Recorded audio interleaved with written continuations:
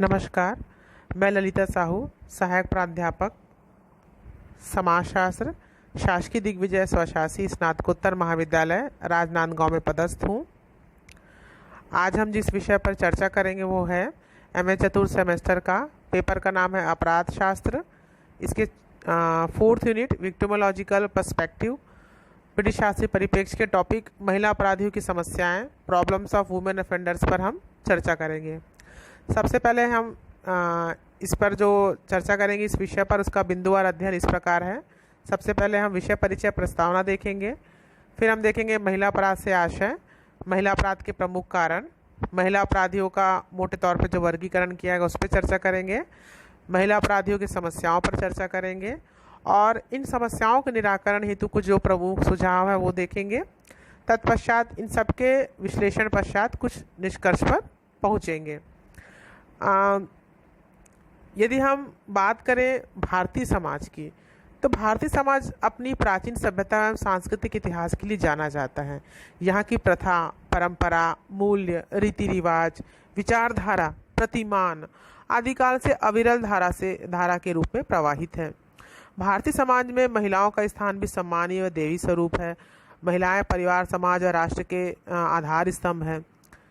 वही यदि हम एक अन्य विचारधारा के रूप में देखें तो ऐतिहासिक अवलोकन करें तो स्पष्ट है कि वैदिक काल के पश्चात से महिलाओं की स्थिति में गिरावट आई है। पुरुष प्रधान मानसिकता, महिलाओं के साथ लिंग भेदभाव, रूढ़िवादी कुप्रथा, परंपराएं, महिलाओं के साथ हिंसा, ऐसे बहुत से कारण हैं जिसने महिलाओं को अपराध की ओर प्रवृत्त किया है। NCRB national crime report bureau की रिपोर्ट से साफ स्पष्ट है कि महिला अपराधियों की संख्या में निरंतर वृद्धि हो रही है।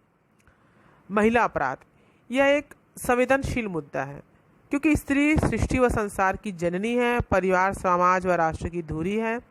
अतः यह आवश्यक है कि महिला अपराधियों की समस्याओं के अध्ययन हेतु मानसिक अवस्था से लेकर उनके सामाजिक सांस्कृतिक परिवेश व आधुनिक परिवेश को समझते हुए एक विशेष अध्ययन किया जाए। तो सबसे पहले हम महिला अपराधियों के अर्थ व परिभाषाओं पर चर्चा करेंगे। तो देखते हैं कि अपराध एक ऐसा व्यवहार जो सामाजिक विघटन पैदा करे। कोई भी ऐसा कार्य जो समाज विरोधी हो, जन कल्याण विरोधी है, वो अपराध है। किसी महिला द्वारा समाज में प्रचलित कानूनों, प्रथाओं, नियमों, विधि विधानों के विरुद्ध किया गया कार्य महिला अपराध की श्रेणी में रखा जाता है। यदि हम विभिन्न समाजशास्त्रियों की परिभाषा देखें, चाहे टेफ्ट महोदय को देखें, चाहे हम ब्लैकस्टोन महोदय की परिभाषाएं देखें, तो स्पष्ट है कि वैधानिक रूप से अपराध एक ऐसा कार्य है जो कानून के अनुसार दंडनीय है, सार्वजनिक कानून की अवहेलना है, वह अपराध की श्रेणी में आता है। स्पष्ट है कि किसी भी महिला द्वारा ऐसा कोई भी कृत्य कार्य है जिसका उद्देश्य आपराधिक हो, जो कानून द्वारा निषिद्ध हो, जानबूझकर ऐसा कोई भी कार्य किया जाए जो किसी अन्य को हानि पहुंचाए, जिसके दुष्परिणाम सामने आए, जिसके लिए दंड का प्रावधान हो, उसे महिला अपराध की श्रेणी में रखा जाता है। महिला अपराध के कारणों पर चर्चा करेंगे। तो सबसे पहले हम देखते हैं कुछ व्यक्तिगत कारक। तो सामान्यतः हम देखते हैं जो आयु एवं लिंग के आधार पर महिलाओं के साथ जो भेदभाव होता है, उनकी समानता का, उनकी स्वतंत्रता का जो हनन होता है, ये प्रमुख कारण है महिलाओं को अपराध की ओर प्रवृत्त होने के। कुछ मनोवैज्ञानिक कारक, कुछ महिलाओं में अनेक प्रकार के मानसिक विकार होते हैं जो जन्म से या बाद में भी होते हैं। मानसिक उन्माद, अवसाद की स्थिति, जिसके चलते भी वो अपराध की ओर प्रवृत्त होते हैं।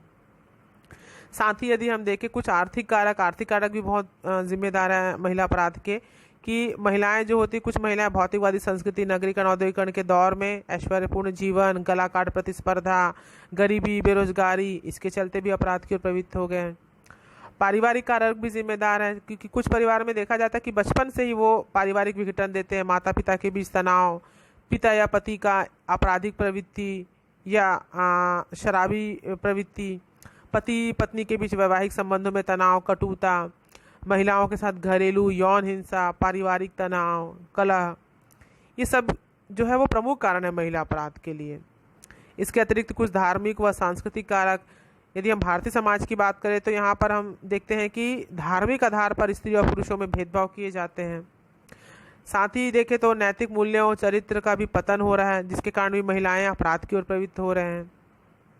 साथ ही बहुत से ऐसे सांस्कृतिक कारक होते हैं जिससे हम अपने आप को समायोजित नहीं कर पाती महिलाएं, इसके कारण भी अपराध की ओर प्रवृत्त होते हैं।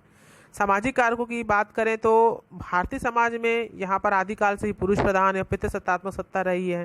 साथ ही बहुत सारी सामाजिक कुप्रथाएं, कुरीतियां, जैसे महिला शिक्षा, कन्या भ्रूण हत्या, पर्दा प्रथा, तलाक को आज भी सामाजिक कलंक माना जाता है। विधवा पुनर्विवाह पर भी कुछ निषेध ही हैं। महिलाओं के साथ यौन हिंसा, उनको समाज में दोयम दर्जा, ये प्रमुख कारण हैं जिन्होंने महिलाओं को अपराध की ओर अग्रसर किया। साथ ही जो दोषपूर्ण पुलिस एवं न्याय की और दंड की व्यवस्था है, जिसके चलते कई बार किसी अपराध के कारण किसी व्यक्ति को सज़ा नहीं मिल पाती, जिसके कारण महिलाएं स्वयं ही अपराध की ओर प्रवृत्त हो जाती है, ये भी एक प्रमुख कारण है।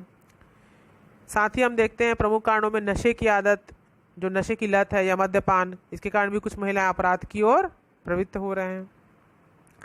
तत्पश्चात हम कारणों पर चर्चा करने के पश्चात हम देखते हैं जो महिला अपराधियों के वर्गीकरण पे चर्चा करेंगे हम। तो पहला वर्गीकरण इनका किया गया हिंसक अपराध के तौर पर। तो हिंसक अपराध में जो गंभीर अपराध हिंसक अपराध के अंतर्गत आते हैं, इसके अतिरिक्त संपत्ति के विरुद्ध अपराध जैसे चोरी, डकैती, दंडनीय विश्वासघात, संपत्ति पर बलपूर्वक कब्जा, ये इनकी श्रेणी इनके अंतर्गत है। यौन संबंधी अपराध, देह व्यापार, वेश्यावृत्ति, अश्लील फोटो द्वारा किसी को ब्लैकमेल करना। राजनीतिक अपराध जैसे गुप्त सूचना देश के विरुद्ध बेचना, सांप्रदायिक एकता नष्ट करने के लिए प्रयास करना, लोगों को भड़काना, देशद्रोही कार्य करना, अपराधियों को संरक्षण देना। छल प्रपंच से संबंधित अपराध जैसे ठगी, विश्वासघात, छद्म वेश धारण करके लोगों से अवैध वसूली करना, झूठे विज्ञापन और नकली कंपनी द्वारा धोखाधड़ी करना। वैसायिक अपराध की श्रेणी में आते हैं जैसे अपने लाभ के लिए, वैसायिक लाभ के लिए किसी को रिश्वत देना, खाद्य पदार्थों में मिलावट करना, अवैध संपत्ति का एकत्र करना। कुछ संगठित अपराध भी श्रेणी में रखे गए हैं जैसे तस्करी, जाली नोट छापना, बैंकों में डकैती करना, अपहरण द्वारा धन राशि वसूल करना, धन के बदले हत्या व चोरी आदि। श्वेत सन अपराध, अपने पद का दुरुपयोग करना, अपने पद के गरिमा का उल्लंघन करना। अब हम चर्चा करेंगे महिला अपराधियों की प्रमुख समस्याओं पर।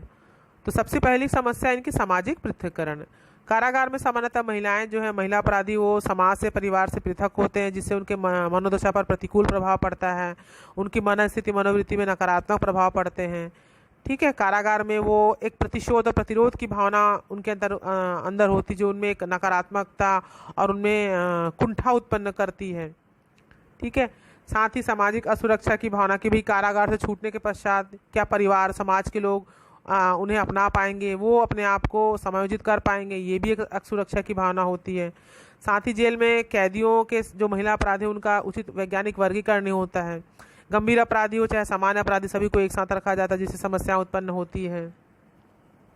भोजन, आवास, वस्त्र और चिकित्सा एवं स्वास्थ्य सुविधाएं उचित उपलब्ध नहीं हो पाती, जो उनको उपलब्ध होनी चाहिए, जिसके कारण उनके स्वास्थ्य पर विपरीत प्रभाव पड़ता है।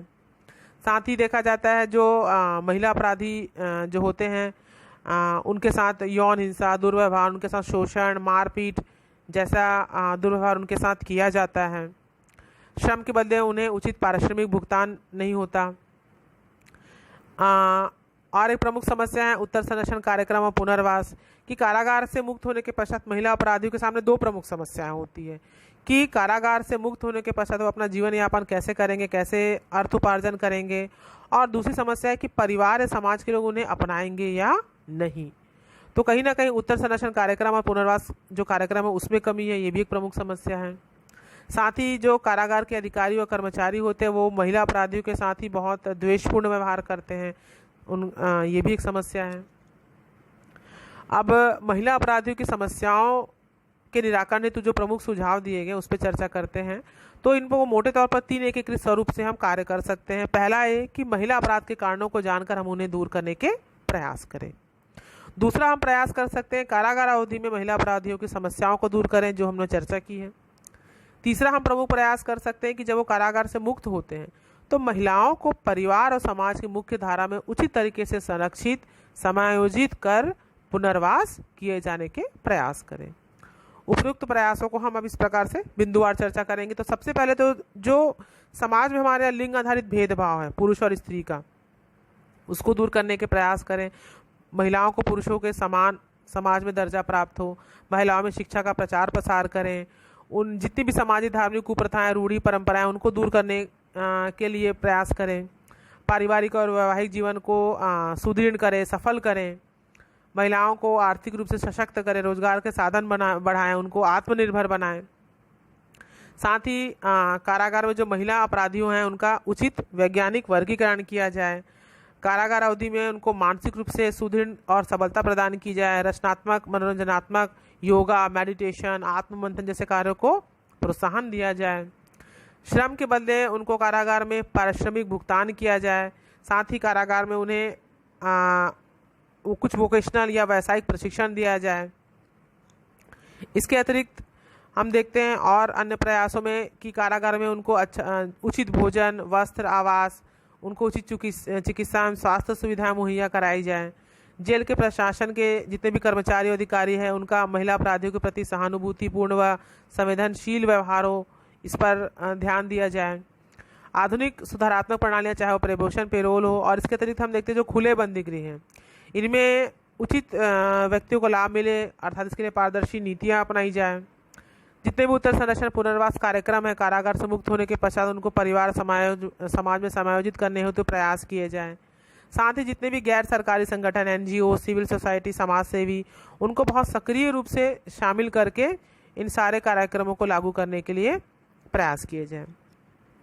उपरोक्त विश्लेषण से हम कुछ निष्कर्षों पर पहुंचते हैं जो इस प्रकार हैं कि महिला अपराध में निरंतर वृद्धि हो रही है, अतः यह आवश्यक है कि इन अपराधियों के कारणों का विश्लेषण किया जाए, साथ ही इन्हें दूर करने के यथोचित प्रयास किए जाने चाहिए।